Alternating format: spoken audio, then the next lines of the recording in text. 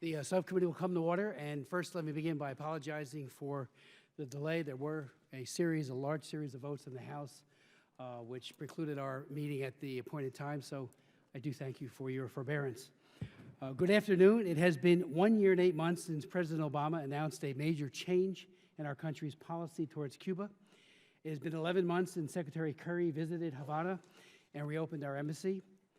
And it's been nearly 4 months since our president visited Cuba. Clearly, a lot has changed in just over a year and a half. But for the people of Cuba, particularly those espousing fundamental human rights, what has changed? Today, we will examine the sorry state of civil and political rights in Castro Brothers Cuba, and how, despite all the promises by the administration and that an opening to Cuba would lead to greater opening domestically for the Cuban people, we still see political repression, including, it must be noted, repression directed at the Afro-Cuban population. And in the past, this subcommittee has had a previous hearing where we focused in great part on that terrible repression. This is not the first time this subcommittee has expressed concern about the lack of openness to democracy and the mistreatment of dissenters in Cuba.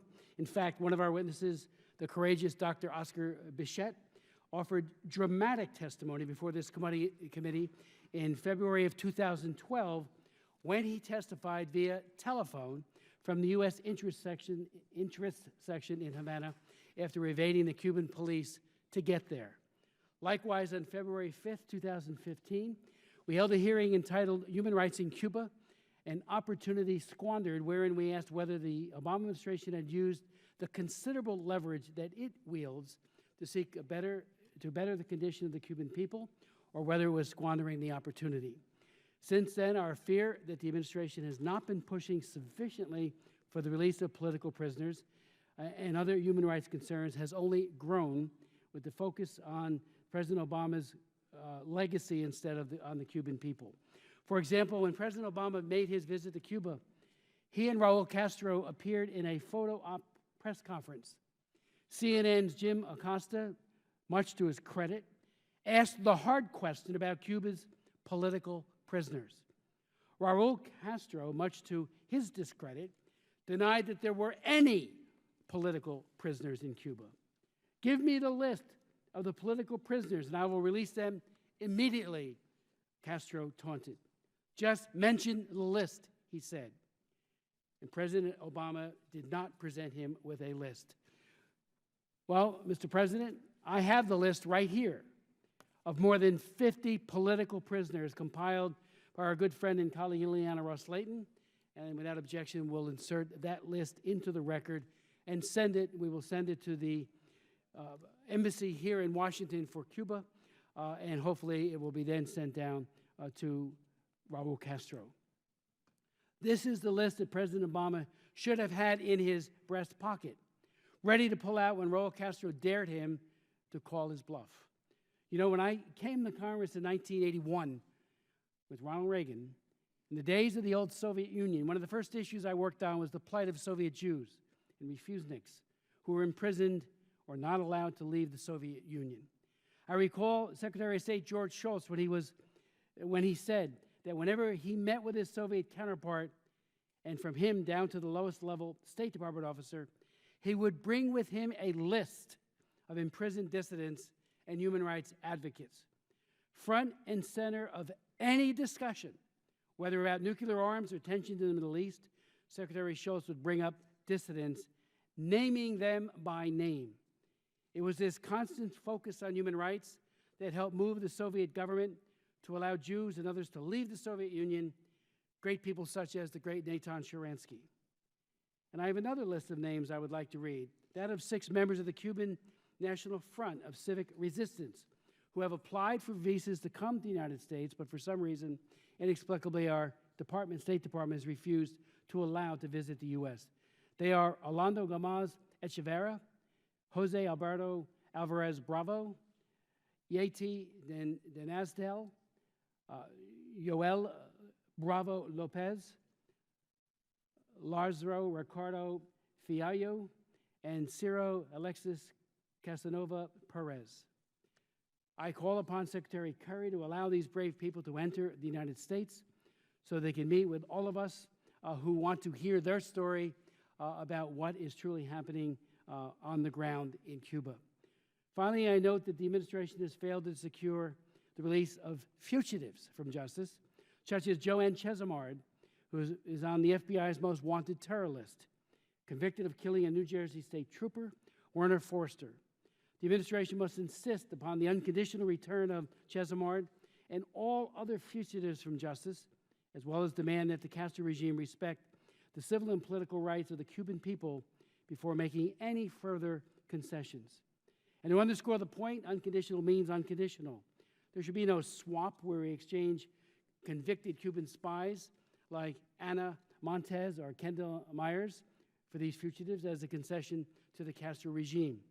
The effect of that will be to trade Americans who have committed crimes in the United States for other Americans who have committed crimes in the United States, demoralizing our intelligence community further in the process.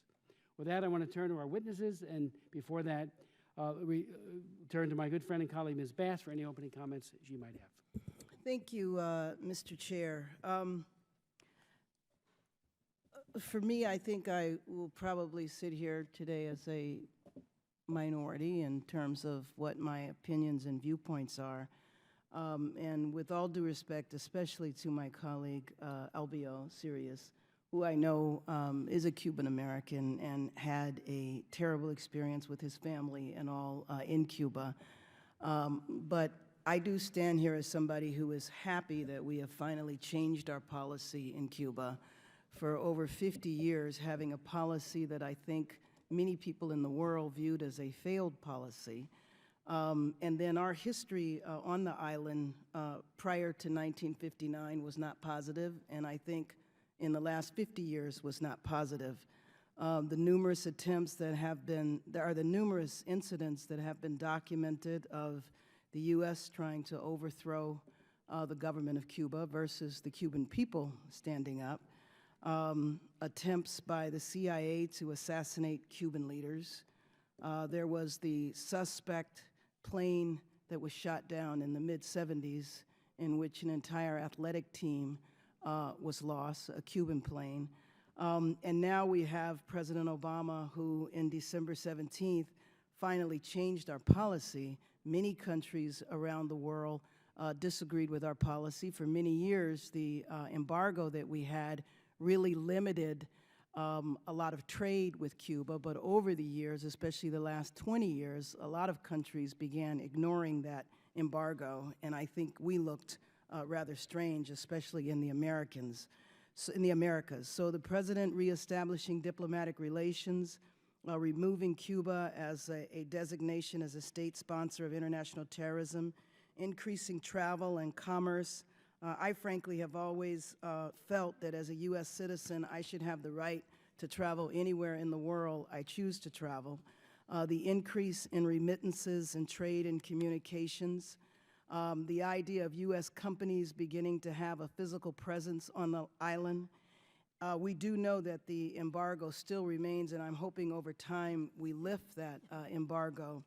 One concern I have in terms of Afro-Cubans that you mentioned is I know that because of the remittances, you know, not everybody has family here that can give remittances to their family members on the island. And maybe it's time we reconsider some of our other policies. For example, we provide a lot of U.S. support to media that goes in, that is supposed to go into Cuba, but as I understand it, the Cuban government blocks. And so I wonder what is happening with all of those resources, and maybe those resources could be redirected to help address some of the inequities in Cuba, especially with the Afro-Cuban population and the population that does not have the access to remittances. Again, I welcome my colleague here, Mr. Sirius from New Jersey, and more than willing to share with the approval of the chair my time with him, so I would yield to my colleague. I would yield such time as they may consume to Albio Sirius, good friend and colleague from New Jersey. Thank you, Mr. Chairman. Ranking Member Bass, thank you very much, and thank you for allowing me to participate with you today, both Chairman and Ranking Member. and for holding this important hearing and for allowing me to attend. It has been 18 months since our relationship with Cuba have changed. And what continues to trouble me is that for all the talk of additional actions to be taken by the United States, little has been said of the steps the Cuban regime must take. Far too much has been given already. We need to see more concrete measures in terms of human rights, political freedoms, and the release of all political prisoners. People are routinely jailed, and innocent women are beaten, while Castros continue to harbor dangerous fugitives, including Joanne Chesimard, one of the FBI most wanted individuals for killing a New Jersey state trooper, and then fleeing her prison sentence to live out her days on the island. What also upsets me is that while the Castro regime continues to oppress innocent people, it will be able to strengthen and power by pocketing all the tourism dollars that the U.S. engagement will bring into the state-owned businesses, further depriving the Cuban people an opportunity at a better life. We need to do more to bring attention to the plight of the Cuban people and implore our neighbors to stand up to the Castro regime and speak out against the continued human rights violation. I thank my colleagues once again for holding this important hearing, and I urge the administration to finally make human rights in Cuba a top priority. Thank you. Mr. Sears, thank you very much, and I thank you for your leadership on human rights in general, but especially as it relates to Cuba. You have been tenacious, and I want to note that Mario Diaz-Balart was here earlier, and he too, when he served here and now out of office in like manner, does the same great work. And Christina Arriaga, I want to thank her. Some of you saw she was sworn in earlier, right before the she obviously is one of the leaders of the Beckett Fund, but to the United States Commission for International Religious Freedom as one of the commissioners. And I look forward to her work on the commission and that of the entire commission as we go forward. That's right. Is Lincoln still here? I guess Lincoln has left, but he was a great leader, like his brother Mario. Let me just now introduce our very distinguished group of witnesses, people for whom I believe this subcommittee has just such great respect for, beginning with Dr. Oscar Bichette, who was born in Havana in 1987, began practicing in the medical profession and teaching at the hospital in Havana. Dr. Bichette openly opposed Cuba's communist regime, and in 1994, Cuban authorities opened an official case where he was accused of carrying out, quote, dangerous activities. Dr. Bichette was arrested in 1999 and officially accused of crimes such as dishonoring national symbols, disorderly conduct, and inciting delinquent conduct. As a result, and these are obviously catch-all phrases so often employed against dissidents, as a result of these accusations, he was sentenced to 3 years in prison. After his release in 2002, he was rearrested, but later released thanks to pressure from religious and human rights organizations. He received the Presidential Medal of Freedom from President George Bush. While this is Dr. Bichette's first time appearing before this subcommittee in person, he offered dramatic testimony, as I mentioned earlier, before this subcommittee in February of 2012, when he testified via telephone from the U.S. interest section in Havana. We'll then hear from Ms. Shirley Avila Leon, who is an ex-delegate of the People's Assembly. She joined the Democratic opposition after she was driven out of her position for trying to keep a school open in her community. Official channels ignored her, and after she went to the international media, she was removed from office. Following escalating acts of repression by state security, she was gravely wounded in a machete attack in May of 2015 in what was believed to have been an officially sanctioned attempt on her life. In September 2015, the Inter-American Commission on Human Rights concurred that she was in a serious, quote, serious and urgent situation since her life and physical integrity are at risk. In March 2016, she arrived in the U.S. to tell her compelling story and to obtain medical care. We'll then hear from Ms. Maria Veer-Law, co-founded in 2012 and still heads the Free Society Project, a nonprofit organization to advance human rights through research and scholarship. Its leading initiative, the Cuba Archive Truth and Memory Project, focuses on transitional justice issues and human exploitation. Ms. Veer-Law is a former second vice president of Chase Manhattan Bank and a longtime independent consultant specializing in Cuban affairs and other international issues. Her extensive publications on Cuba cover a wide range of topics, including policy, international law, foreign investment, and other economic issues. Has served task forces on U.S.-Cuba relations for the Council on Foreign Relations and the American Enterprise Institute. And then we'll hear from Mr. Jeff Thale. Mr. Thale oversees the entire range of the Washington Office on Latin America Research and Advocacy on Latin American policy and human rights issues, along with a focus on specific countries and themes. Mr. Thale led the team that authored Forging New Ties, WOLA's recommendations for new directions in U.S. policy towards Latin America. Mr. Thale has studied Cuba issues since the mid-1990s and has traveled to Cuba more than a dozen times, including organizing delegations of academics and members of Congress. He coordinates WOLA's advocacy on this issue with a coalition of business, agricultural, and human rights groups who favor lifting the travel ban and rebuilding contacts between the United States and Cuban society. Dr. Bichette, the floor is yours.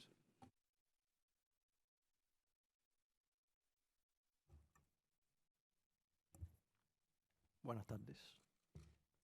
Un saludo especial a todos y le doy gracias por permitirme aquí estar en este comité para expresar el sufrimiento del pueblo cubano bajo una tiranía totalitaria comunista. Este comité de la Cámara, dirigido por el congresista Castro, ha sido un baluarte inconmovible de la promoción y defensa de los valores de libertad de la nación americana. Esos valores que enaltecen la dignidad humana son violados flagrantemente y sistemáticamente en mi nación. Good afternoon. Thank you for the opportunity to address you on behalf of the suffering people of Cuba. This committee of the House, directed by Congressman Christopher Smith, has been an unshakable bastion of the promotion and defense of the freedom values of the American nation. These values that ennoble human dignity for those whose rights are violated flagrantly and systematically in my nation. En mi país, Cuba, un pequeño grupo de individuos con conducta delictiva se han apoderado del poder administrativo y a través del terror de Estado han secuestrado la soberanía y la libertad del pueblo e instauraron una sociedad de miedo.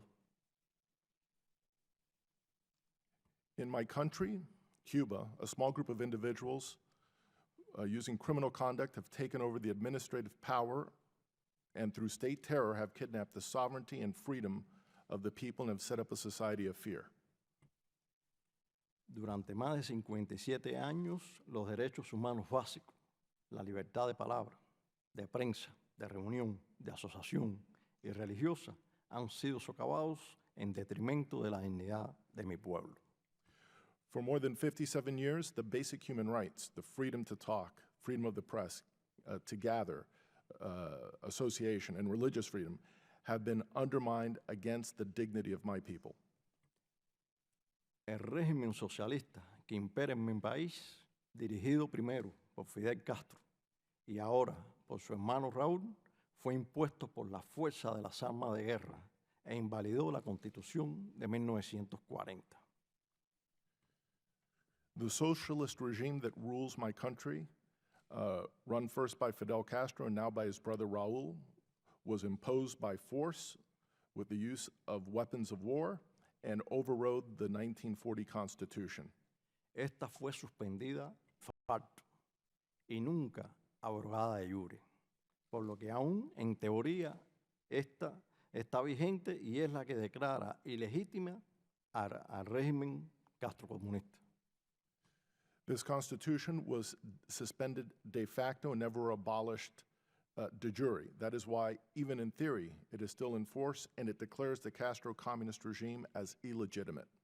La Constitución de 1940 garantiza la libertad y los derechos humanos del pueblo cubano a través de su Carta de Derechos en el capítulo 4, carta inspirada en el Bill of Rights americano de la Constitución estadounidense de 1788.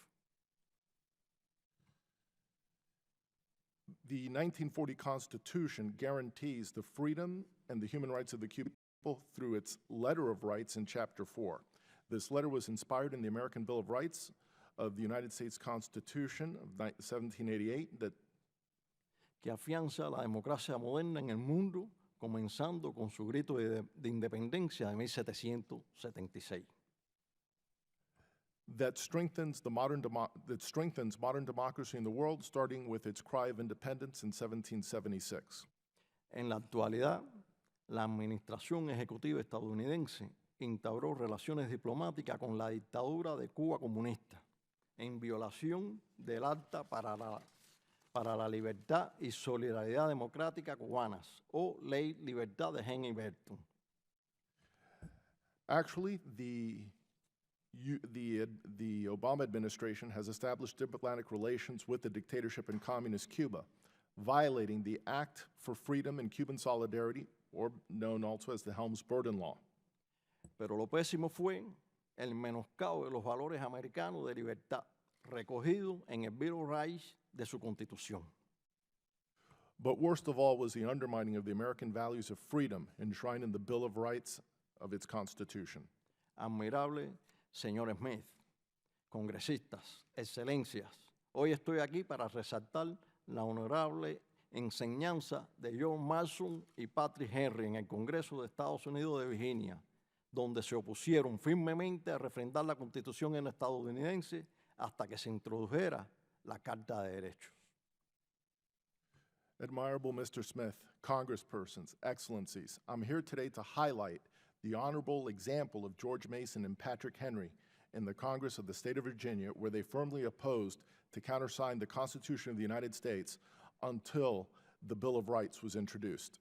Congresistas, no permitan que el credo de la nación americana, el Bill of Rights, se continúe violando flagrantemente.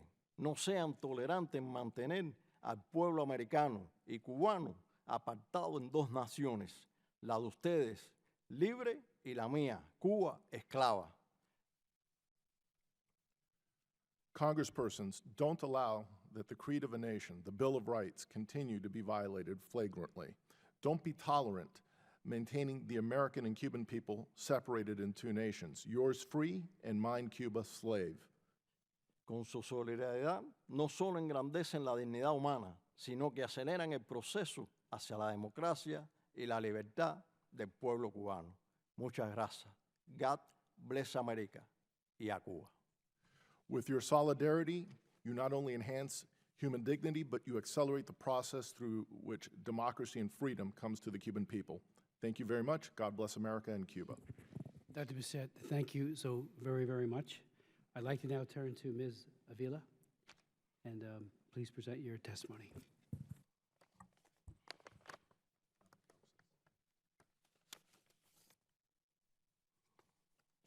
Mi nombre es Sirley Ávila León, soy cubana y resido en Cuba. Por mi trabajo como delegada a la Asamblea Municipal del Poder Popular por el municipio de Majibacoa desde el año 2005, percibí la doble moral de los dirigentes. En realidad no les interesaba el pueblo. Los mayores problemas eran burocráticos. Debido a tanta corrupción, el sistema no funcionaba. My name is Sirley Avila León. I am Cuban, and I live in Cuba. Because of my work as a delegate to the Municipal Assembly of People's Power for the Majibacoa municipality since 2005, I've seen the double standards of our leaders, who in reality are not interested in the people. The biggest problems were bureaucratic. There was so much corruption that the system did not work. Desde los inicios comencé a interesarme por la vida de los ciudadanos y por los niños de mi zona, que caminaban más de 9 kilómetros por caminos difíciles para asistir a la escuela más cercana. Los padres, por acompañar a sus hijos, no tenían tiempo de cultivar la tierra, a pesar de la pobreza cruel en la que vivían. Algunos, por sacrificar menos a sus pequeños, emigraron a otros poblados. Me di a la tarea de reclamar las escuelas que tanto necesitaba el barrio. Llegué a las más altas instancias del poder en Cuba, pasando por todos los niveles intermedios.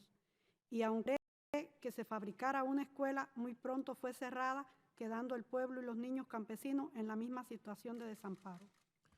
From the beginning, I started to take interest in the lives of the citizens and in particular the children of my region, who walked more than 9 kilometers through difficult roads in order to attend the nearest school. The parents, needing to accompany their children, had no time to cultivate their land, despite the abject poverty in which they lived. Some immigrated to other villages in order to spare their children. I set myself to the task of demanding the school that the neighborhood needed so much. I reached the highest echelons of power in Cuba, passing through all the intermediate levels, and although I managed to get a school built, it was soon closed, leaving the village and rural children in the same situation of helplessness. Por mi labor y reclamos a favor de que reabrieran la escuela, empecé a ser acusada de líder. Y a las familias de los campesinos de mi zona los comenzaron a amenazar con quitarles sus hijos de edad escolar. Fui amenazada y reprimida en varias ocasiones por funcionarios del gobierno e incluso en La Habana fui expulsada del Consejo de Estado y amenazada con ser acusada de atentar contra la seguridad del Estado. Es por todo lo anterior que acudí el 8 de septiembre del 2012 a denunciar desde la isla las violaciones de los derechos humanos que cometía el régimen contra los campesinos y el pueblo en general, a través de la emisora Radio Martí. A partir de esos momentos fui víctima de varios atentados contra mi vida, intentos de eliminarme físicamente y otros hechos vandálicos contra mi finca, animales y propiedad, todos organizados por parte del régimen y su policía política. En su intento de eliminarme físicamente, la joven Yudislady López Rodríguez me alertó de que la policía política había ofrecido a presos comunes de alta peligrosidad recompensas por asesinarme.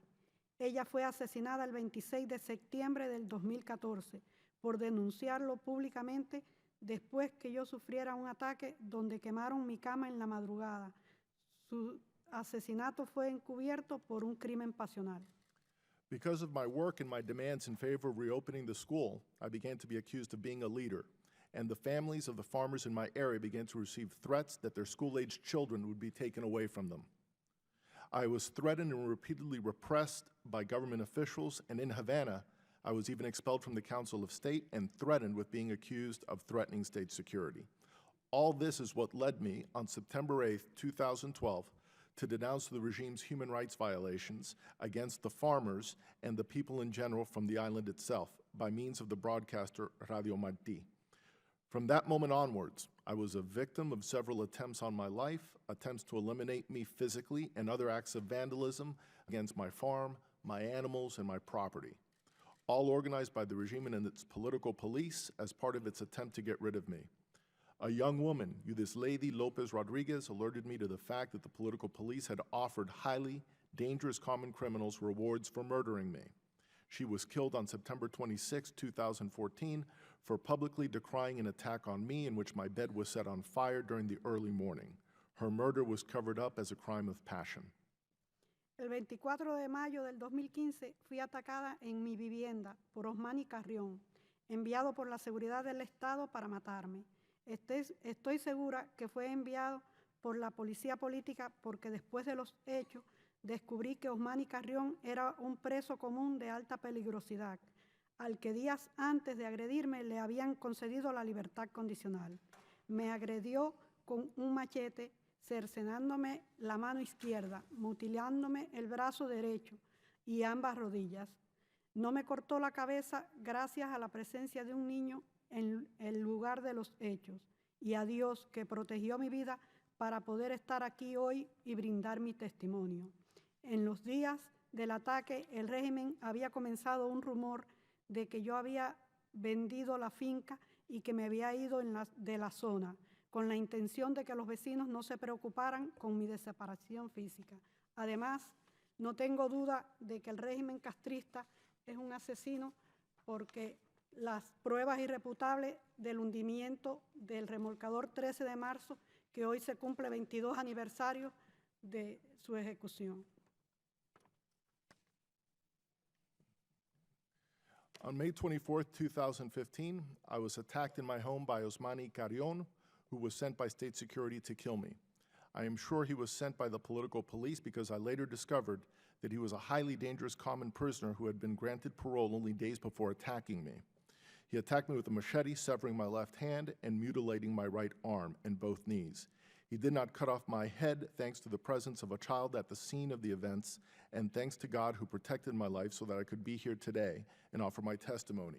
In the days before the attack, the regime had started a rumor that I had sold the farm and had left the area so that the neighbors would not be concerned about my physical disappearance. And I am sure of this because today marks the 22nd anniversary of the sinking of the 13 de Marzo tugboat that claimed the lives of 37 men, women, and children.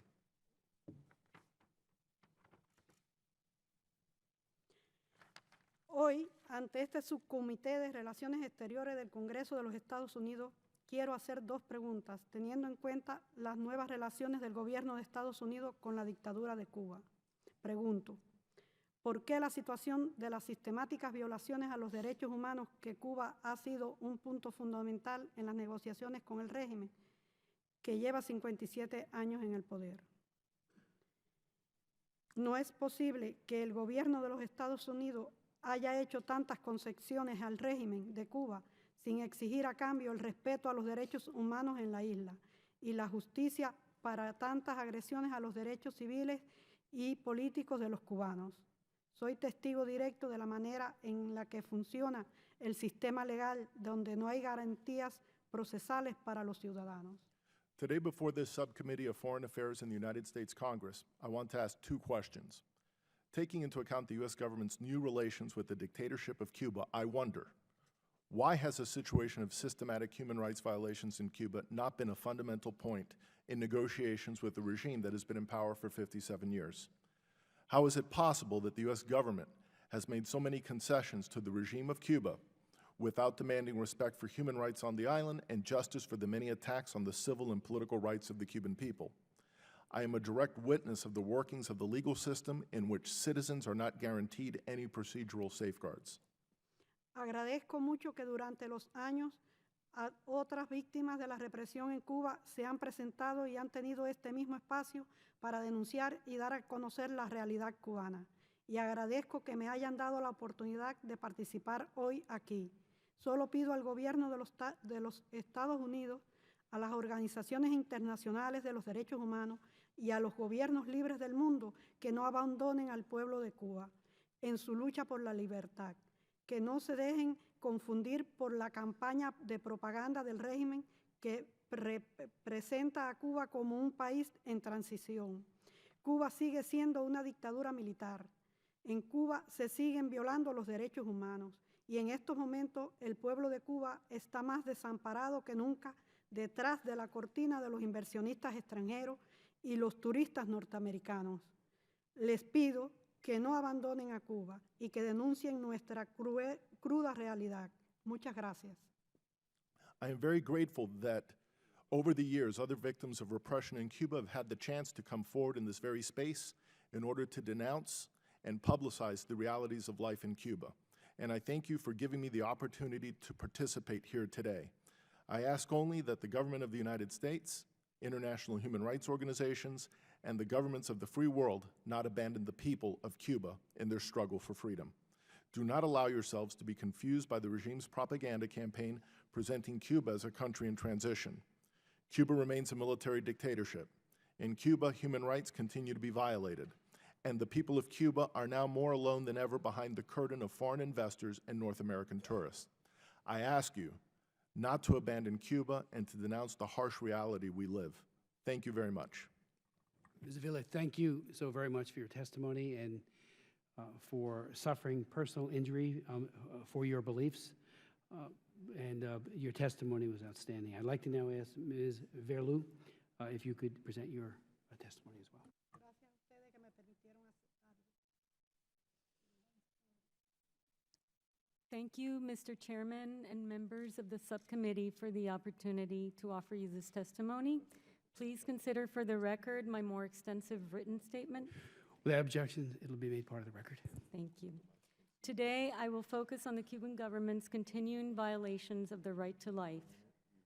To illustrate the extreme contempt for human life the Castro regime has displayed from its inception, we need just recall 3 of its flagrant atrocities that occurred on the month of July of different years.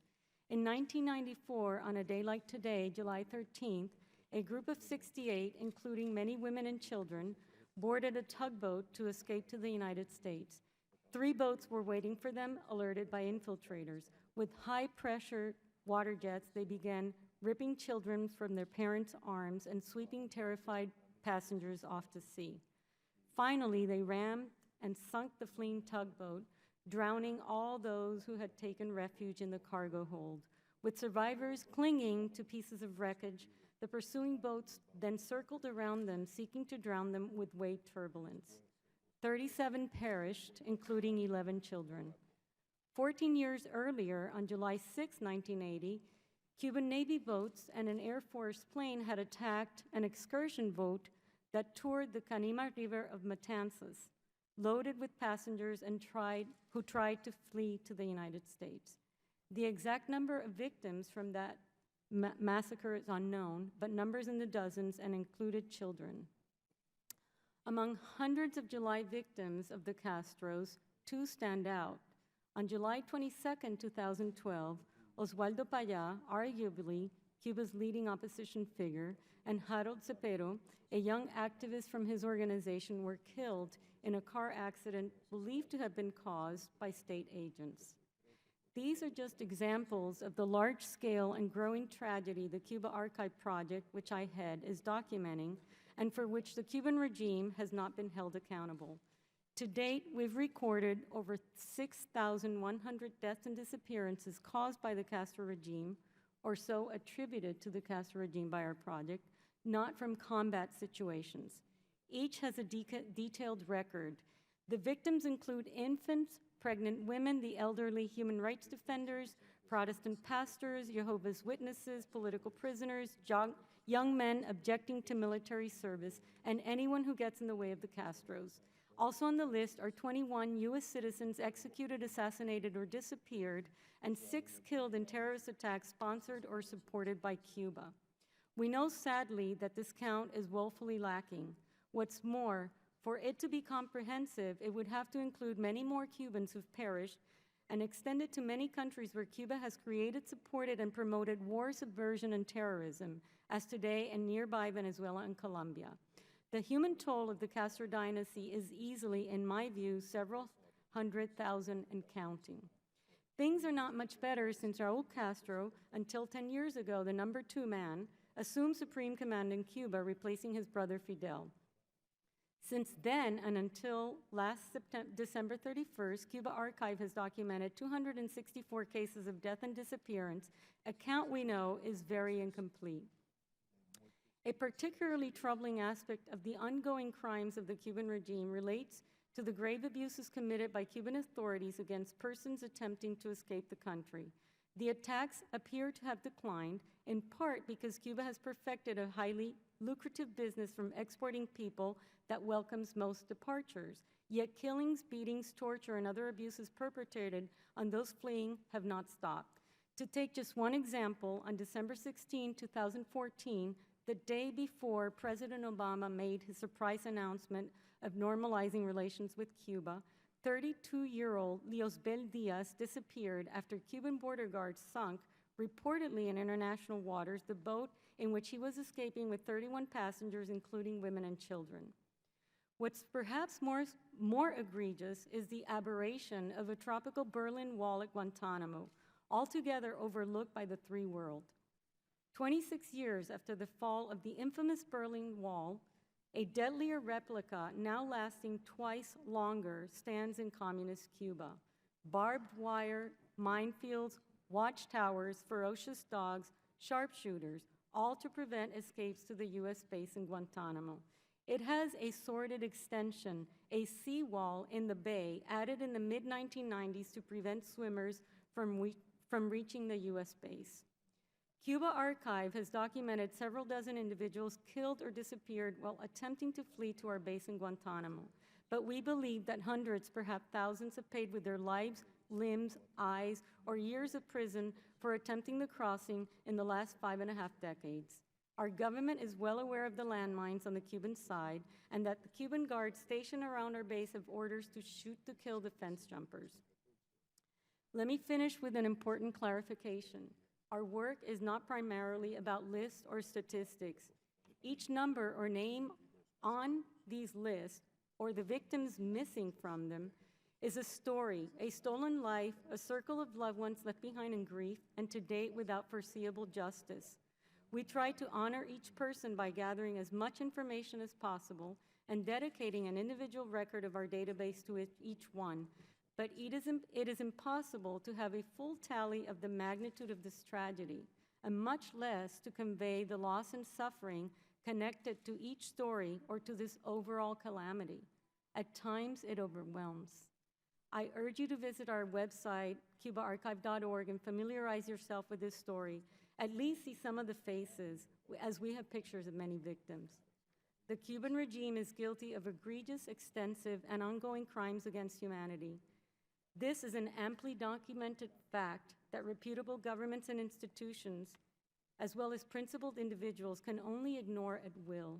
I firmly believe that continuing to afford the Cuban government impunity and engaging it on its terms only produces more victims and provides resources for its tyrannical ways. That is not just bad for the Cuban people. The imprint of this regime is exported globally with the help of rogue allies, and that is to the detriment of our security and of global freedom and peace. Thank you. Thank you very much, Ms. Verlaw. And I'd like to now go to Mr. Thale. Thank you, Mr. Chairman. Thank you, Mr. Series, and Ms. Baz as well for the opportunity to speak here.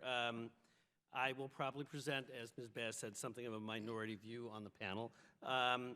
I'm the program director at the Washington Office on Latin America. We look at human rights and social justice issues in the hemisphere. I have followed Cuba issues since the mid-1990s, and I've traveled there about 36 times.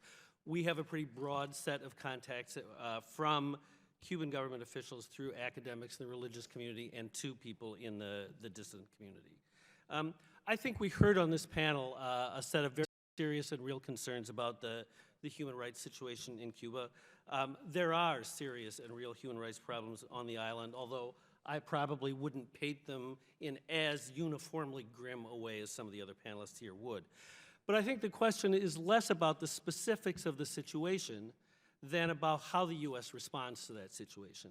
And the argument I would make is that after we have spent 56 years on an embargo and a policy of regime change that's had little impact on the human rights situation on the island, we have made, since December 17th, we've made what I think is a healthy shift to a policy of engagement that over time is far more likely to make a real difference in the human rights situation in Cuba, will give us an opportunity to project our values and our interests, and will strengthen broadly our contacts in Cuban society.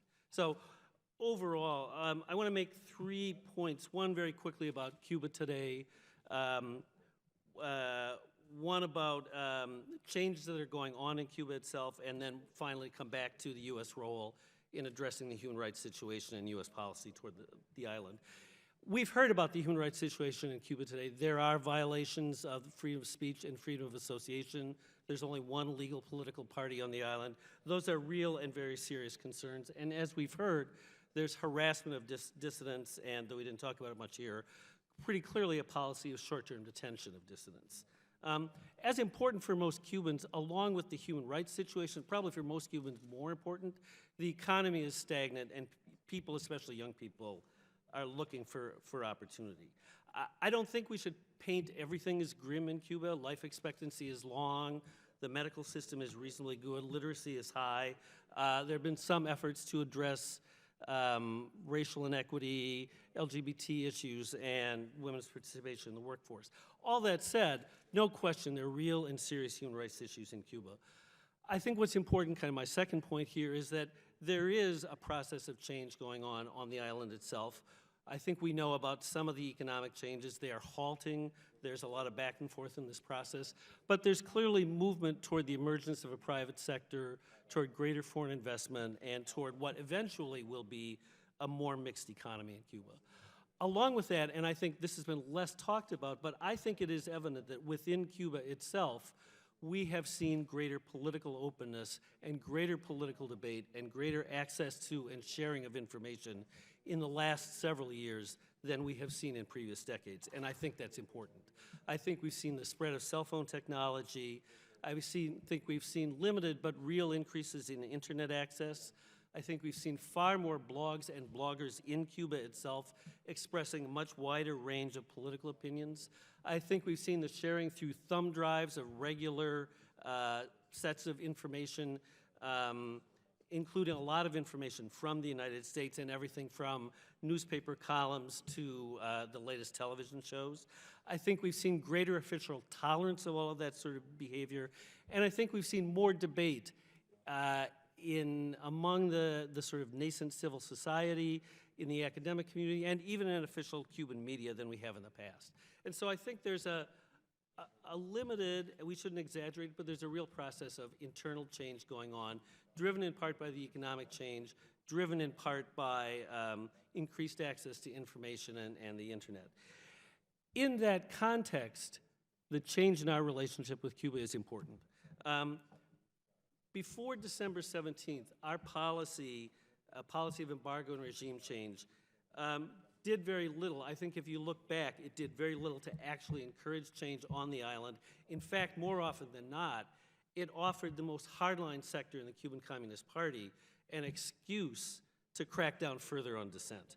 I think since December 17th and under the new approach, we have seen that U.S. policy interacting with changes going on the island encourages greater openness and greater tolerance.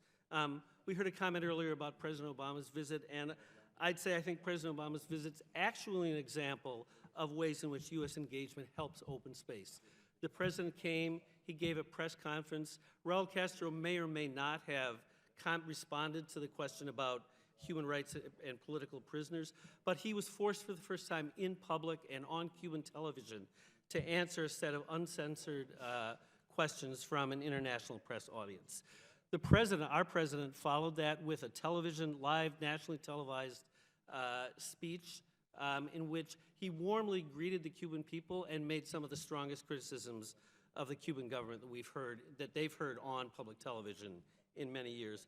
And then that whole visit was both preceded and followed by real debate in Cuban society, in its blogosphere, and even in the official media about what the president's visit was and meant and what its impact has been. And so I think the argument is, in fact, that our engagement, rather than allowing the Cuban government to tighten its grip, has actually helped loosen the grip and increased flexibility, access to information, and openness. I think it's clear the president's policy and our approach to Cuba is broadly supported on the island itself. Polls show that Cubans overwhelmingly support normal relations with the United States, and in fact that many Cuban dissidents, and whatever their view of the government, support normalization of U.S.-Cuban relations. It's clearly popular in the Cuban-American community here and among the U.S. population in general, and I think over time it is going to contribute to greater political openness in Cuba, and that is in our national interest and the interest of the Cuban people. We shouldn't be naive about that process. It will be slow, it will be complicated, there will be difficulties along the way, but I think in the end the evidence is very strongly that a policy of engagement is more likely to contribute to change in the human rights situation in Cuba than the policies we've had in the past. Thanks. Mr. Thale, thank you very much. I'd like to begin the questioning first of asking Dr. Bichette.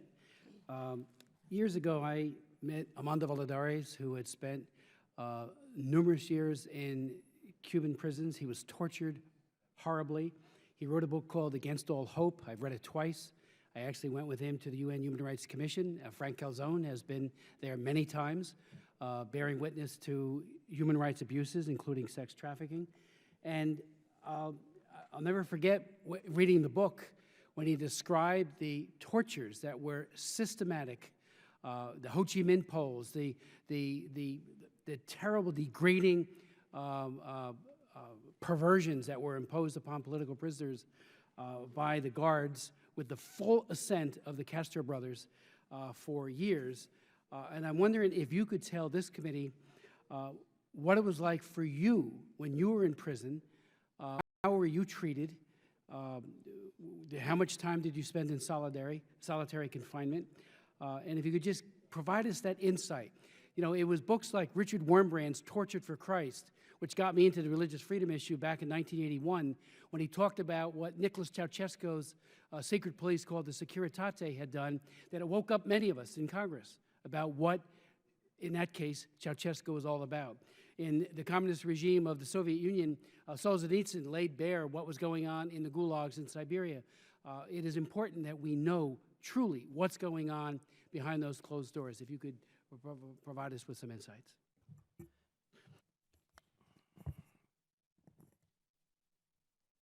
Cuando uno quiera conocer la naturaleza de la sociedad, lo primero que tiene que hacer es visitar las cárceles. Y en este caso, el régimen castrocomunista, si usted lo quiere conocer, vaya a sus cárceles. ¿Por qué los Castro no permiten que vaya a la Cruz Roja, que vaya a Amnistía Internacional, que vaya a Human Rights Watch? Porque van a conocer verdaderamente la esencia perversa de los Castro, de su sistema reflejado dentro de las cárceles. When one wants to know the nature of a society, first visit their prisons. And perhaps that's why the Castro communist regime doesn't allow anyone to visit. The International Committee of the Red Cross is not allowed in, Amnesty International is not allowed in, Human Rights Watch is not allowed in, because then they would see the perverse nature of that regime. Primero hay que recordar que el régimen de los Castro es una dictadura totalitaria comunista, que si algunos estadounidenses no lo conocen, bueno, que recuerden a Stalin y que recuerden a Hitler. Ese es el tipo de régimen que existe en la Cuba comunista. And first you need to remember that what you have in Cuba is a totalitarian communist regime. You need to remember Stalin, remember Hitler. That's what you have in Cuba. Cuando hacían crítica profunda a las torturas supuestas que se hacían en la base de Guantánamo a algunos prisioneros terroristas, Castro sí estaba torturando en las cárceles cubanas.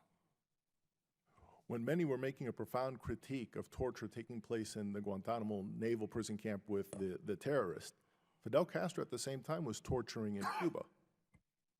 Una de las torturas que vi hacer allá es colgar a las personas con esposa del techo y los pies no fijados al piso.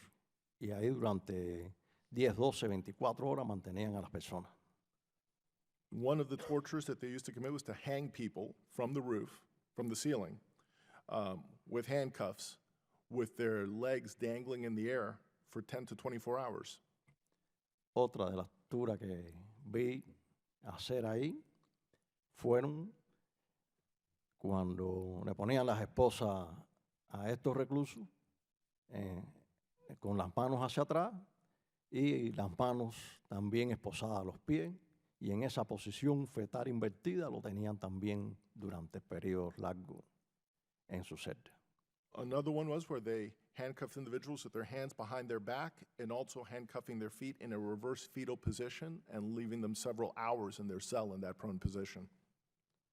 Otra de las perversiones que hace Castro en las cárceles cubanas es usar la pistola eléctrica y usarla como medida de persuasión. Incluso se la aplicaban a los reclusos que protestaban. Another one is that they use the electric shotgun as a tool of persuasion for those who protest or complain. Otra de las barbaridades que hace la dictadura de Castro, que la sufrí yo dentro de las cárceles, es estar en una celda pequeña tapiada o no tapiada, junto con enfermos de tuberculosis activa. Another punishment that I suffered was to be closed off in a punishment cell, sometimes completely closed off, sometimes not, but with people sick with active tuberculosis. También vi y sufrí cómo en estas celdas pequeñas me pusieron con enfermos de SIDA y enfermos mentales a la vez, que se inocularon el SIDA y que se lo inocularon a otras personas, y en ese tipo de celda me colocaron a mí también. Another thing that I saw and suffered were being placed in small cells with people with HIV, but also with people who are mentally ill, and in that process, people becoming infected with the virus. En otras ocasiones me colocaron con enfermos mentales dentro de una celda pequeña de esta y les retiraron los medicamentos psicotrópicos a estos enfermos para que estuvieran en delirio y me atacaran. In another case, they placed me in a very small cell with people who were mentally ill, taking away their psychotropic medications, so they would be in a state of delirium, so they would attack me. También la policía política usa a los presos comunes para hacerte desistir de tu pensamiento disidente, de tu pensamiento a favor de los derechos humanos, incitando a estos reclusos a que le caigan a golpe a las personas. Also, the political police use common political prisoners to force dissenters to cease and desist from their thinking by inciting to beat them. En 3 ocasiones, 3 reclusos quisieron asesinarme, enviados por la policía militar de las cárceles. On 3 occasions, 3 inmates tried to murder me, sent by officials of the prison. Esto asociado a la estructura inhumana que tienen las celdas, colaboran a trastornar a los individuos que están recluidos. And this is how they, with these inhuman practices, seek to drive mad those who are there innocently. En una ocasión me tuvieron alrededor de 5 meses en una celda tapiada, pequeña, oscura, sin agua. El agua la ponían de una vez al día y donde se tomaba el agua estaba junto al orificio donde se defecaba. On one occasion, I was kept 5 months in a dark punishment cell. I only received water once a day, and it was at the same spot where one would defecate. En esta celda, en una ocasión, estuve un mes sin poder hablar con ninguna persona. In this cell, on one occasion, I was out without the ability to speak to another human being for 1 month. A grandes rasgos, son las torturas que aplican en las cárceles. In broad strokes, those are the tortures applied or carried out in the prisons. Pero sí sabemos que los Castro usan las prisiones para frenar el espíritu de libertad del pueblo cubano, mezclando a los presos políticos con delincuentes comunes, asesinos, para quebrantar el espíritu de libertad de esos activistas. We know that the Castros use the prisons and the common prisoners to try to break the freedom spirit of the Cuban people. Siempre, durante los últimos años que estuve en la prisión, estuve los últimos 10 a 12 días comiendo pan y agua por el temor que tenía de que la policía política me asesinara. My last years in prison, my last 10 to 12 days, I was just eating bread and water because I feared that the political police would have me murdered. No solo torturan al individuo que disiente, sino que también torturan a la familia.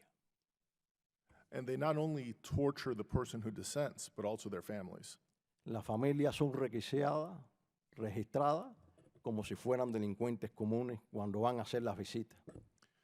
Families, when they go to make their visits, are searched and harassed as if they were criminals. Incluso los alimentos que llevan para proveerle a los presos son requisados de una forma incorrecta que va contra la salud de los mismos reclusos. And food and nutrients or vitamins that are taken there are also searched and often damaged in ways that go negatively affect the health of the prisoner. Usan las suspensiones de las visitas arbitrariamente para desequilibrar tanto a la familia como al recluso. And they also use the suspension of family visits as a way to impact not only the family but also the prisoner. Pero lo más barbárico que he visto ahí es utilizar la medicina como un instrumento de tortura. And the most barbaric thing I've seen also is the use of medicine as an instrument of torture, Donde pacientes que han estado enfermos le han negado la asistencia médica where patients who are sick are denied medical assistance y después han muerto. and then have died. Dr. Bissett, I do have a lot of questions. I'll ask one, yield to my good friend Albio, and then come back to some of those questions. But let me just thank you for giving us that terrible insight as to what you have endured. I have tried to get to Cuba for 20 years and have been denied a visa each and every time. Most recently, I met with Jose Cabañas, the ambassador of Cuba to the United States. He made it clear that if I were to go, I'd have to agree to certain parameters in terms of who I could meet with. And I'm wondering, Mr. Thale, last time you were here on February 2015 testifying, I asked you if you had, in your many visits, I think you said 36 so far, or approximately, whether or not you visited any dissidents in prison. And I'm wondering, have you done that, one? And secondly, did you raise the case with your Cuban interlocutors, the case of Dr. Oscar Bichette, while you were in Cuba? I have not visited a prison. On my trips, I have visited. Have you requested to do so? No, and I'd be happy to do that, as a matter of fact. I mean, I certainly, in Cuba and in many countries, prison systems are terrible places and need to be reformed, and I'd be happy to make that request.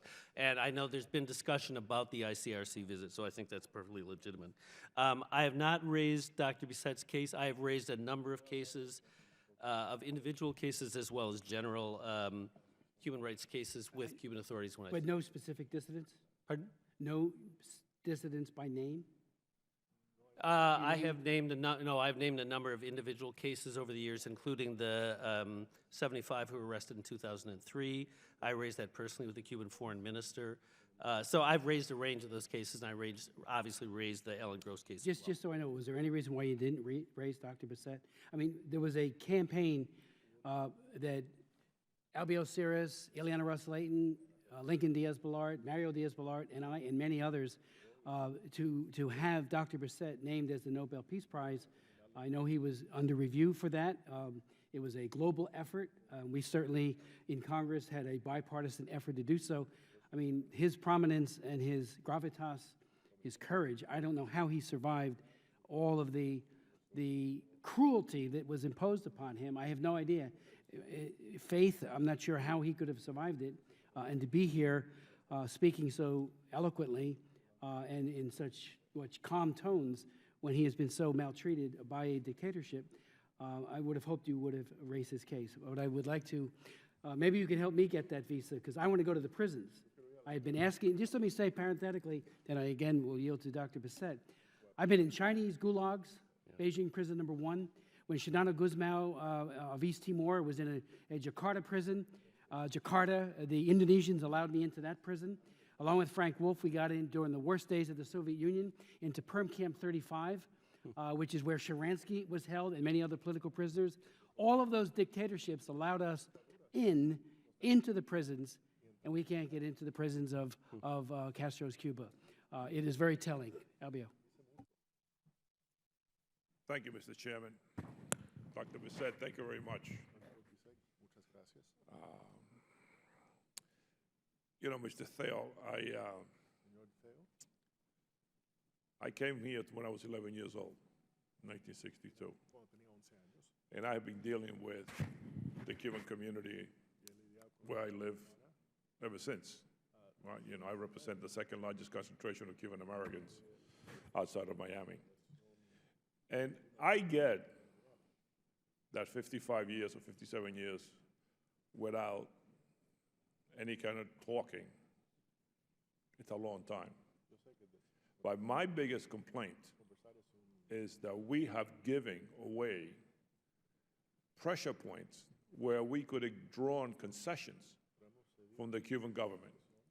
At a time when Venezuela can no longer provide the kind of assistance that it provided before, at a time when Russia can't actually do anything for Cuba, Cuba seems to be on its own. And we seem to be throwing them a lifesaver, a lifesaver not in terms of getting concessions from them. This government is not going to give any concessions until some pressure is put on them. And the president can go to Cuba, the Pope can go to Cuba, 2 popes can go to Cuba, and nothing changes. So to me, this picture that you paint of all these changes, I disagree with you. I don't think it's that great of a change. I mean, people go to Cuba, they tell you who you can meet with. Have you met with dissidents? Do you get a chance to meet with any dissidents you want? Because I know the members come, first thing they tell the members when they go to Cuba is, this is the group of people you can't meet with. And in terms, I'm not finished yet, and in terms of the economy, 85% of the economy in Cuba is controlled by the government. When they talk about economic growth for the people of Cuba, we're not talking about the people of Cuba. Maybe they own an ice cream parlor, maybe they sell hot dogs, maybe they sell hamburgers. But still, you have companies that go to Cuba and they have to ask the government for the workers. And the government tells you what to pay. And then they in turn pay peanuts to the workers of Cuba. So how is the Cuban people going to benefit? My complaint is we just don't insist on concessions from this government. And, I don't know how, I've made it clear to the president. I'm not telling you anything that I haven't told the White House or I have said at the committee. But if negotiations is a two-way street. Now they want banks in Cuba. They want Cuba to buy. They can't buy anything. They're one of the biggest debtor nations in the world. So how are they going to buy anything? They're going to run billions of dollars of debt, and then they're going to expect people to forgive the money.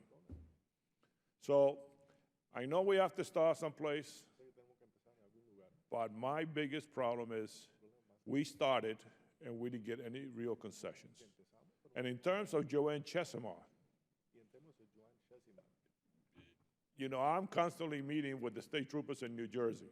I was the Speaker of the House in New Jersey for 4 years. We went down Florida when they put the $1 million bounty on Joanne Chesimard. And we had a press conference. Now it's $2 billion.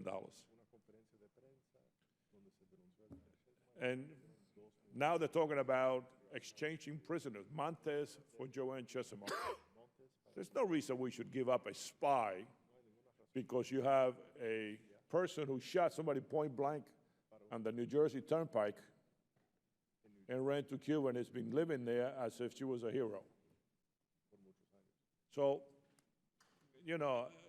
I get your position. I understand your job. You get your orders. But what I have said to you, I have told the people at the White House. I've been here 10 years, and I've been firm on my position. You want something for Cuba? Give me something in return. Stop the abuses. You just listen to, some of the abuses. Why must we always give in? And as far as all these, I get these people tell me all the time, oh, we now have a better relation with everybody else because now, There's now one country that has spoken up about the abuses of human rights in Cuba for 18 months. I hear Argentina talking about the abuses in Venezuela, but I don't hear anybody talking about the abuses in Cuba. So that argument to me is bogus because they don't speak. They were afraid of the Cuban government. They were afraid that they may ferment the college students and the universities in their country against the government if they speak up. So there you have it. Tell me what you think. Well, thank you, Congressman Sears. Respectfully, obviously, we do see the situation differently. I've had family that lived in Cuba at one time or another, but I'm not Cuban American, and my family members were passing through. My family's Irish, and they feel, through 3 generations, feel personal and incredibly powerful stories about the British and their attitude toward the Irish, and I understand kind of strong personal feelings. So I understand that, and I think we've heard stories here that are very real and very powerful, and I understand the importance of that. My view is that the decision to normalize relations was made because it was, I think, because it was in the U.S. national interest to do so. I think it did help with our relationship with other partners in the hemisphere, particularly with Colombia. I think it did help with, it does help with some of our business interests. And I think it's fundamentally clear that what we have done over the last 57 years, which is to say, no concessions, no nothing until you change or collapse, hasn't worked. And so I think we need a new approach. And I don't think that the Obama administration came in, and I know we'll disagree about this, but came in saying, we're going to make concessions. I think the Obama administration came in saying, we are going to take a new approach that's in our interest and that we believe over time will lead to change in your society. I don't think it came in saying, the changes will be A, B, C, and D in exactly this order, and we're going to tell you what to do. But I think it came in believing that engagement and ending hostility is more likely to generate greater flexibility and more people inside Cuba and inside Cuban society who want to push for change internally and on their own terms. And I think we're beginning to see that. I don't think it's easy. I don't think any of this process is magical.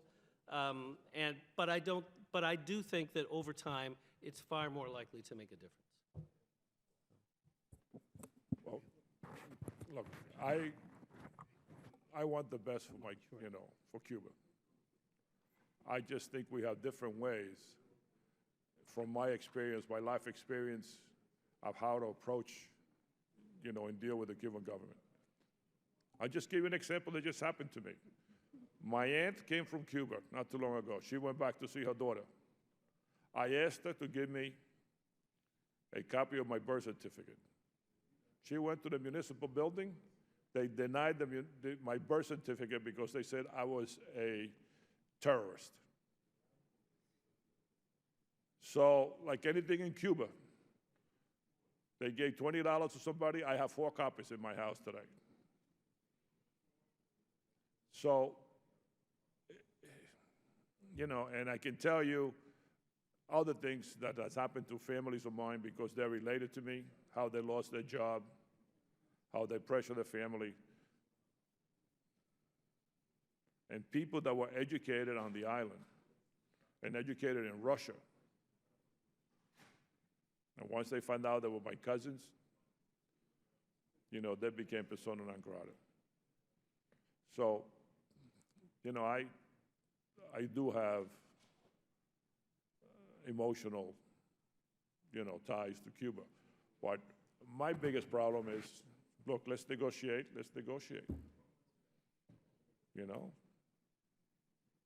And this business of that the Cuban people are improving the economy, when 85% of the economy is run by the government, and if you don't work for the government, you can't get a job, which is what happened to my cousin.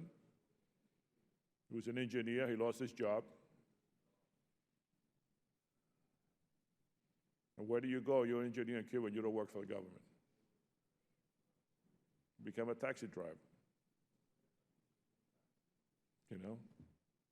I mean, The, the emerging private sector in Cuba does probably include between 25 and 30% of the workforce.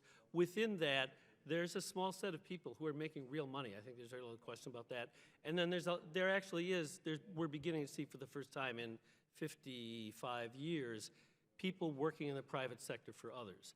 Right now, those people are probably making more than they'd make in the state sector, although down the road that we'll have to see what happens there. But there is an emerging private sector. It is not the It's a small group of people that are benefiting from the tourists, but it's not the island or the workforce in the island. That's still controlled by the communist government. So the government workforce is probably 70%, 75%. It's smaller than it was, but it's clearly overwhelmingly the majority. That's true. All I'm saying is that we are seeing the beginnings of a small private sector emerging, and within that we're seeing some workers and some owners. Mr. Theo, quite frankly, a lot of that force, a lot of those people were there before the engagement, okay? A lot of these people that were selling and trading and everything else, it was there before we did this engagement with them. So there was already a small amount of people trading back and forth within the country. So, you know, I mean, you can only repress, you know, an economy so much. The Cuban people tend to be, you know, pretty good at making a buck, you know, whether it's here or there. Thank you. Thank you, Mr. Sears. Let me just, I'll ask you a question or two, and then yield to my friend, and then I have some final questions after that. You know, the Washington Post has been probably the most outspoken on its editorial pages, in its editorials, pointing out, one of the editorials was failure in Cuba.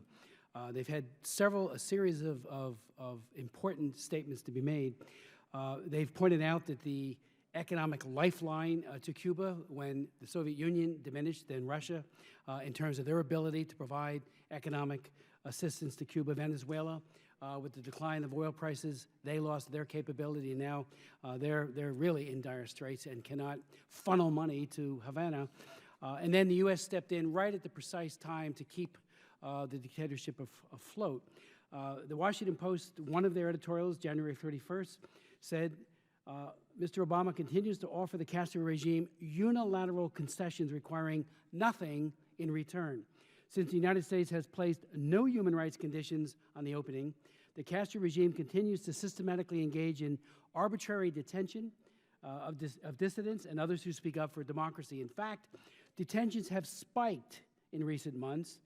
The state continues to monopolize radio, television, and newspapers. In another just published editorial, this by Jackson Deal, deputy editorial page editor, he writes, and he does profile Dr. Bichette.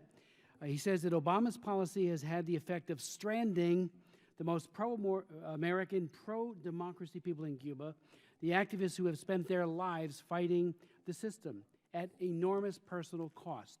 While the regime collects U.S. cooperation in dollars, repression of the opposition has sharply increased.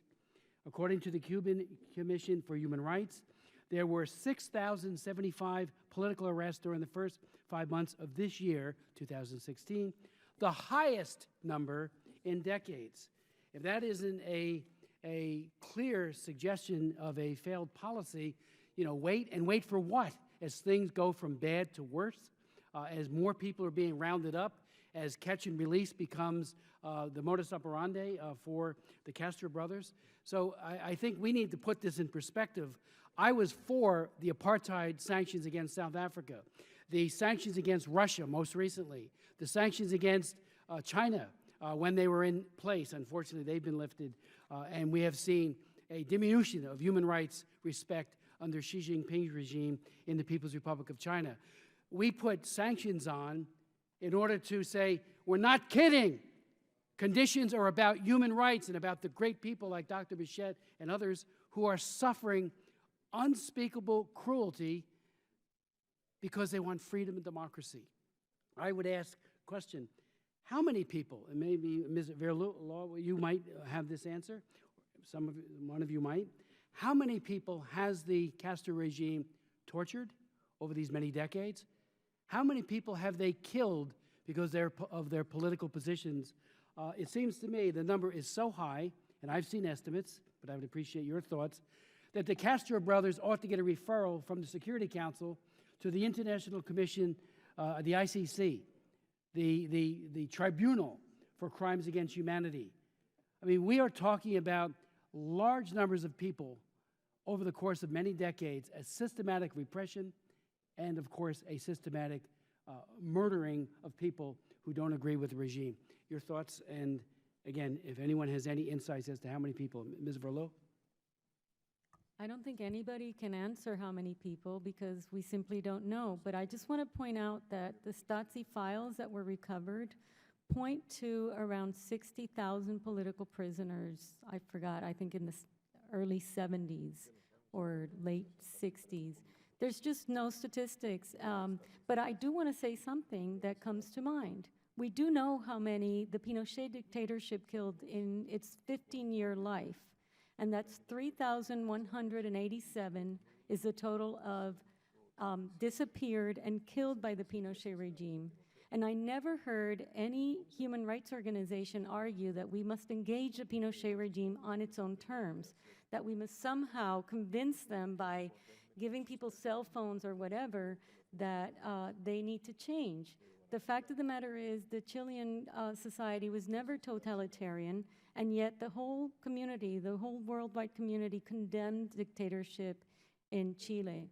And that's what's been missing, a multilateral approach to say we're not going to engage an illegitimate criminal regime in its terms. We're going to demand conditions. What has failed is that government.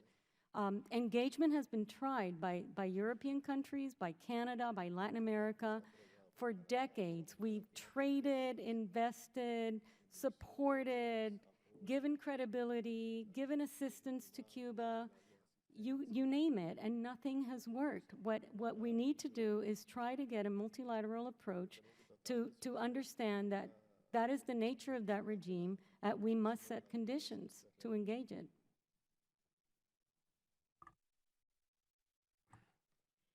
Bueno, yo también me he quedado sorprendida con la defensa que le ha hecho él al régimen, porque como parte del régimen que estuve trabajando siempre, sé que la apertura que hicieron para los trabajadores por cuenta propia, lo primero que hicieron fue las casas de renta, que eran utilizadas por el régimen para torturar, aprovecharse, hacer cualquier tipo de arbitrariedades. En esa apertura principalmente ha sido como la fachada del régimen, diciendo, igual que pasó con la agricultura, con las tierras que daban, se las daban a la gente privilegiada, a su familia, para hacer campaña de que en Cuba se está haciendo algo. Pero al pueblo de Cuba nada de esos cambios le ha llegado. Además de eso, la muestra está cuando llegó Obama, la represión que hubo con las damas de blanco, ese mismo, a pocas horas antes de llegar Obama a La Habana. La represión que hubo con Todos Marchamos y las damas de blanco. Eso queda más claro que el agua. I was surprised to hear the defense of the regime by the gentleman on my left. The rental houses provided by the regime have been used as a reward for torture, for assaults. This is similar to what happened with the opening of agriculture and other properties that was done for a show externally, but it was being provided to those with privileges in the regime, with those that are well connected. It's not something that helps the Cuban people. And if you want a more clearer demonstration of the failure of this policy, is what happened within hours of President Obama's arrival in Havana, which was the repression and violence visited upon the ladies in white in Todos Marchamos. La mayor parte de los cuentapropistas que tienen, como dice él, una apertura económica, es decir, que reciben mucho dinero, son facilidades que le ha dado el régimen para mantener controlado a los turistas que vayan a esos lugares, a las personas que tienen un poco de desenvolvimiento, que reciben remesas y esas cosas. De eso yo estoy segura. Además de eso, tengo como prueba a mi hijo, 18 años y medio miembro de la FARC, de las Fuerzas Armadas, y por no amarrarme y declarar que yo estaba loca y que era mentira lo que decía, lo expulsaron, teniendo 2 hijos que mantener y no le dan trabajo en ninguna parte. Sole proprietors are getting most of the money. They're there to control tourists. They're getting their remittances, but I can provide firsthand evidence. My son, who was 18 and a half years a member of the Cuban Armed Forces, for not tying me down and declaring me insane, was fired from the armed forces and is unable to get work now. Yo creo que la campaña que ha hecho el régimen a él es lo que él ha visto, ha visitado esos lugares. Yo pienso que la posición del señor que tantas veces nos ha defendido en todas las asambleas y sigue defendiendo a Cuba, debe de continuar. El pueblo de Cuba, ahora más que nunca, como expresé yo, esa cortina de humo por los negociantes, por el turismo que está entrando, eso lo que está es cada vez sumiendo al pueblo de Cuba a la más cruel pobreza. Esclavitud se puede llamar, porque los que consiguen trabajo con el Estado, sus salarios son tan mínimos que un esclavo puede hacer que viva mejor que un obrero cubano. Además de eso, yo lo invito a que camine a Cuba conmigo, el que quiera, que vea la realidad de Cuba. I believe Muchas gracias. that the gentleman who is testifying to my left, that the regime's, what he's reporting on is the regime's propaganda campaign. It's what he's observing. The investors and the tourists are a smokescreen that do not demonstrate the profound poverty that the Cuban people are submerged in, the cruel poverty, which really does descend to the level of slavery in terms of the little payment that is provided for those who work in the government sector. And I invite those who have this view, if they come to Cuba, to walk with me, and I can show them the real Cuba.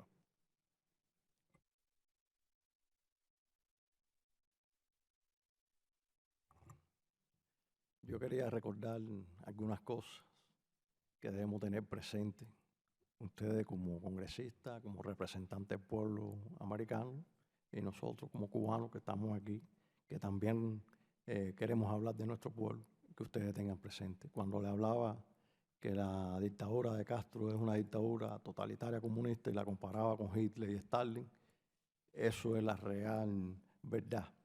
Nosotros sabemos que los métodos empleados, aunque no tienen los mismos muertos, como muy bien se habló aquí, no tiene la misma cantidad de muertos, pero sí tiene la misma maquinaria de matar que Hitler y que Stalin. Ejemplo, desde el primer día que el gobierno de Castro tomó el poder en nuestra isla, el 1 de enero de 1959, este señor que está en el poder, Raúl Castro, fusiló sin juicio justo ni imparcial, no se realizó ningún tipo de juicio, en una fosa común a más de 70 cubanos. Este fue el primer crimen que cometió la dictadura de los Castro y realizado por la mano de Raúl Castro. En ese primer mes de instalación de la dictadura comunista se fusilaron a más de 900 personas. De esas 900 personas, más de 500 personas era por pensar diferente, por problemas políticos. No era porque pertenecían al régimen anterior. O sea que el fusilamiento en Cuba no es como aquí en Estados Unidos, que existe la pena de muerte, pero es para los delincuentes más perversos de la sociedad. En Cuba existe la pena de muerte para amedrentar al pueblo cubano, para amedrentar a aquellos que luchan por su libertad. Y ese es el objetivo único de la pena de muerte en Cuba. Esta pena de muerte, antes de que el gobierno de los Castro tomara el poder, no existía como tal en el país. Existía ciertas características que permitían la pena de muerte en aquellos militares que traicionaran en tiempo de guerra y con un gobierno extranjero. En realidad, la pena de muerte desde 1902 a 1959 nunca existió en el país. Los Castro la instalan violando la Constitución de 1940, que fue el primer aspecto que violó de esta Constitución. La instalan para eso mismo, para amedrentar a un pueblo, y entonces, como sabemos, empezaron los fusilamientos en masa, los encarcelamientos en masa, las confiscaciones de bienes con métodos arbitrarios y en masa, y el destierro en masa de muchas personas. O sea que aplicó todo este terror de Estado para tener un pueblo amedrentado y lo logró. Durante mucho tiempo ha logrado tener al pueblo en un terror, en una paz de terror, en una sociedad de miedo, y por eso es que se han mantenido 57 años. Por eso nosotros tenemos que tener bien claro que los Castro sí aplican el terror de Estado.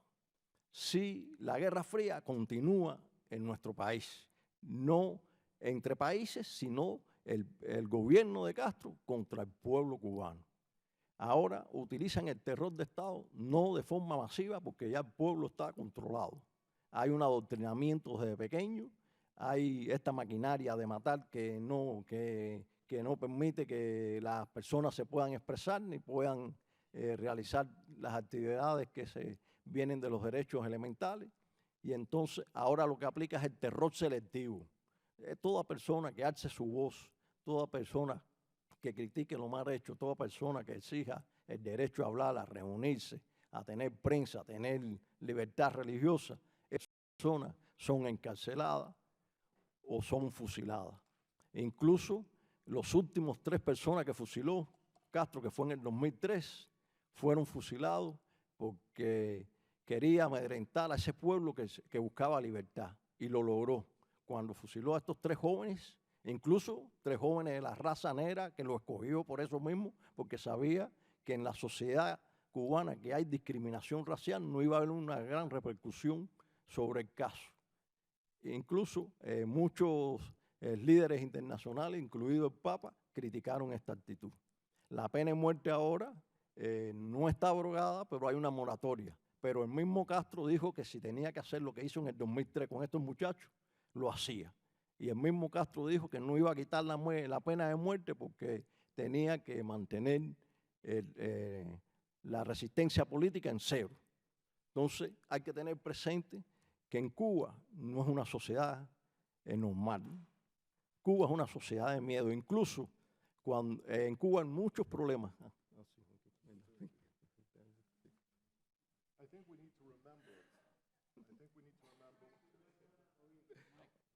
I think we need to remember, people, we who are present here, that when I said that this regime still, that it is Hitler and Stalin-like, it is Hitler and Stalin-like. The number of dead may not be the same, but there is a machinery of death. Yes. That operates as that of Hitler and Stalin. They arrived in power January 1st, 1959. Raul Castro engaged in the first mass execution with a mass grave in the first month of the revolution.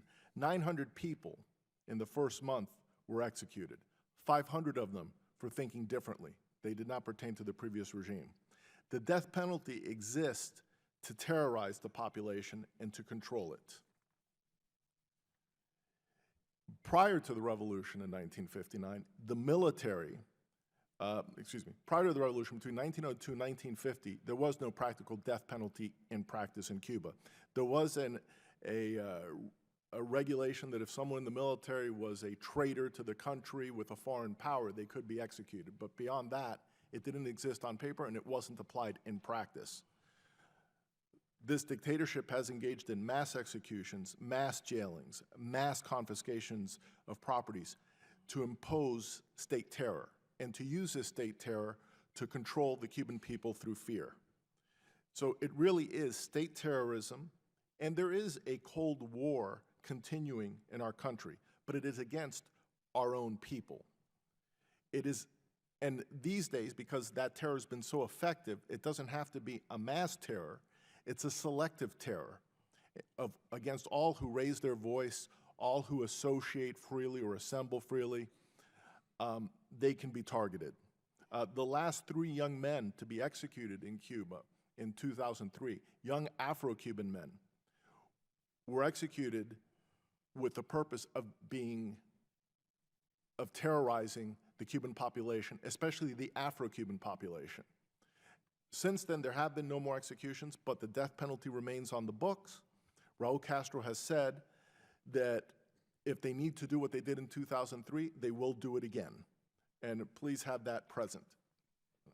Okay. Nosotros We're cuando going to be fundamos, called for votes in just a second. Me van a llamar un voto en un momento. Ok. So, okay, I just wanted to say a couple of things. Number one, I do hope that I see in the United States that we get rid of the death penalty as well. I just wanted to correct a couple of things, or at least give my viewpoint anyway, of President Obama's visit. I was there with the president, and I thought it was frankly extremely remarkable that the President of the United States spoke to the Cuban people and was quite openly critical of Cuba. He had a meeting with dissidents, and the people that he met with were chosen by the U.S. Embassy. They were not chosen by the Cuban government. I think, frankly, that was a very remarkable thing, and I could only imagine a head of state coming to the United States and meeting with a group of Black Lives Matter or other people here who have issues, or raise issues in the United States and say that Raul Castro wants to come and visit San Quentin, or wants to raise questions about what is happening in this country, raising questions about the African-American population in the United States, why so many people have been killed by police officers, why the unemployment rate is so high, why the education rate is low, why we have systemic discrimination in the United States. So I think that, to me, 50 years of one policy that didn't work. I understand the definition of insanity is to keep doing the same thing and then expect different results.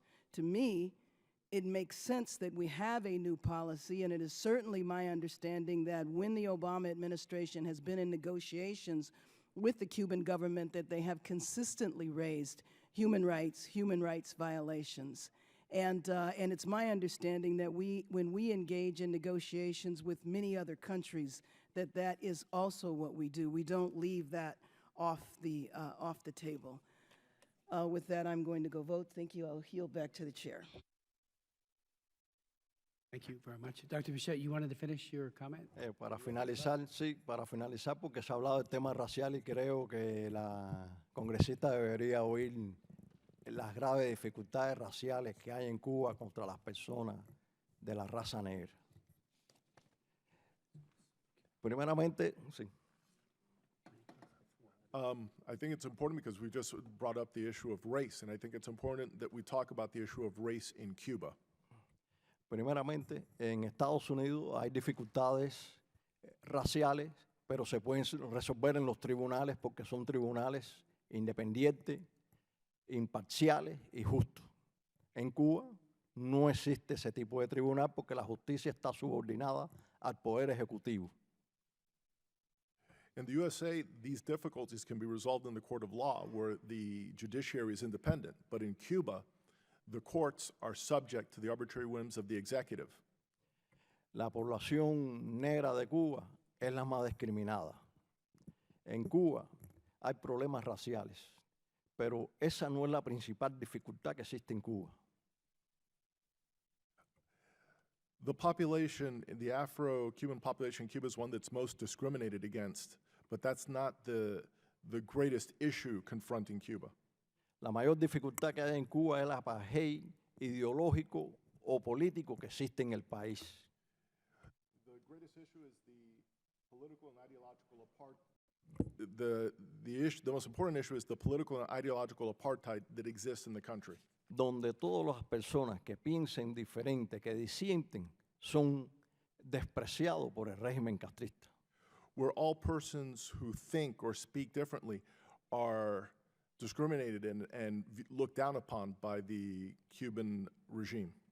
En Cuba no hay derecho al voto, no hay derecho a libres elecciones.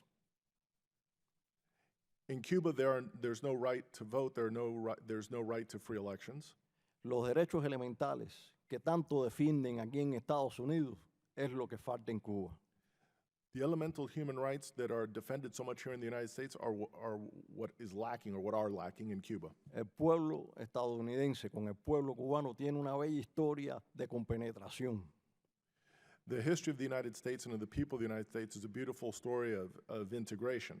Cuando ustedes luchaban por su independencia, habían cubanos de la isla, cuando España, que donaron recursos para su lucha. When you fought for your independence from Great Britain, there were Cubans in Spain, in the island, who sent assistance to help you in your struggle. Incluso la familia, aunque pobre, dieron algunos de sus recursos, lo poco que tenían, para ayudar a la independencia de los Estados Unidos. There were poor families in Cuba that, although they had very few resources, gave what little they had to assist in the independence of the United States. También nosotros estamos muy orgullosos de que el pueblo americano haya participado en la independencia de Cuba.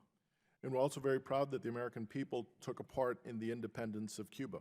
Porque cuando se hizo la resolución conjunta de 1898, esta garantizó teóricamente la independencia y la libertad del pueblo cubano.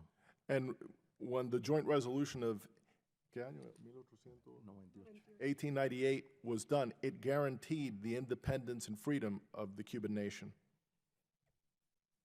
4 años más tarde, en 1902, los cubanos tuvimos la independencia y la libertad de nuestro pueblo gracias a este documento. 4 years later, in 1902, thanks to this joint resolution, to this document, the Cubans had their freedom and their independence. Firmado por estos congresistas en este lugar, por los congresistas de este lugar y por el presidente McCarran. And it was signed here in this place by this Congress and signed by President McKinley. Pero ahora nosotros también tenemos que estar orgullosos por otro documento, que es la Ley Libertad o Acta de Libertad o Solidaridad Democrática Cubanas o Ley Rayburn, porque también nos garantiza un proceso democrático en Cuba y que el pueblo cubano pueda vivir en libertad. And we also have to be proud of another law that exists today, which is the law of freedom and solidarity, otherwise known as the Helms-Burton Law, which guarantees a democratic Cuba. En ese documento se dice que para hacer relaciones diplomáticas con un gobierno cubano tiene que tener ciertas características que describen ahí. Una de las características es que sea un gobierno que vaya hacia una transición democrática. And that document has within it, that law, that to have diplomatic relations, that the regime or the government that you're dealing with has to be undergoing a transition to democracy. O que sea un gobierno democrático. Or that it be a democratic government. Sin embargo, esto ha sido violado por esta administración que está actualmente en el Poder Ejecutivo. Nevertheless, this law has been violated by the administration that's actually in power. Porque nuestro pueblo aún sigue viviendo bajo la esclavitud moderna. Our people are still living under this modern slavery. Que es el socialismo, comunismo. Which is communism and socialism. Ustedes tuvieron una guerra hace muchos años atrás, una guerra civil, producto de una parte de la nación quería mantener esa esclavitud. Many years ago, your country had a civil war because part of the country wanted to maintain part of the population in slavery. Y que violaba la Constitución norteamericana. And that violated the U.S. Constitution. Principalmente esos derechos humanos básicos, la Carta de Derechos. Principally those basic human rights found in the Bill of Rights. Esa Carta de Derechos también nosotros la tenemos en la Constitución de 1940. We have our own rights charter, like that of the Bill of Rights, in our Constitution of 1940. Por eso le digo al representante Starling, al señor Starling, que piense que él disfruta de todos estos derechos que a nosotros nos fueron abrogados en la Constitución de 1940 de facto. And for that reason, I ask Representative Starling to reflect on this, that all those rights found in the 1940 Constitution have been abrogated in a de facto manner. Y eso es lo que queremos para nuestra nación, lo que ustedes disfrutan, esas libertades, las queremos para nuestro pueblo cubano. Que miren primero esas condiciones antes de dar un paso más. And that's what we want. We want to have the same rights you have. And please take a look at the conditions on the ground before you start giving additional concessions. Y para terminar, quiero enseñarle algo muy hermoso que ha hecho el pueblo cubano por ese amor hacia el pueblo norteamericano y representado en algunas figuras que ustedes aman como la Estatua de la Libertad. Lo primero que hizo el pueblo cubano cuando obtuvo la independencia fue hacer un referendo y ver qué estatua ponía en una plaza pública en La Habana. The first thing, I want to show you something beautiful. The first thing that free Cuban people did when they got their independence was to have a referendum of what statue they would place in Havana. Los cubanos eligieron a nuestro apóstol José Martí, The Cubans voted for our apostle, José Martí, pero en lo que esperaban por la construcción de esa estatua, inauguraron una estatua recordando a América. and while they waited for the building of the statue of José Martí, they inaugurated another statue remembering America. Esa estatua es la estatua de la libertad. And that is the En Statue el Parque of Liberty Central, el parque más famoso que hay en Cuba. in the Central Park of Cuba, which is the most famous park in Cuba. Esto es lo que representa los Estados Unidos para Cuba, la libertad. That's what the United States represents to Cuba, freedom. Dr. Bichette, we're out of time for 14 votes that have just occurred on the House floor. Nos falta tiempo, tenemos 14 I want to thank you and thank all of you for your testimony. gracias a todos por su testimonio. I wish this could go longer, but it is on zero, and I will miss an important vote on Iran. So I want to thank you. I have some additional questions on trafficking. Yesterday, the administration gave an upgrade again for the second year in a row to Cuba. I wrote that law on trafficking. I think it was a horrific decision, politically motivated. And my hope is that they will revisit it even before next year, because it was a mistake to give a passing grade to a country where sex and labor trafficking flourishes.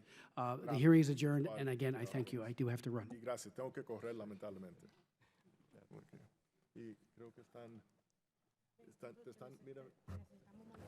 Ya, espera, vamos para.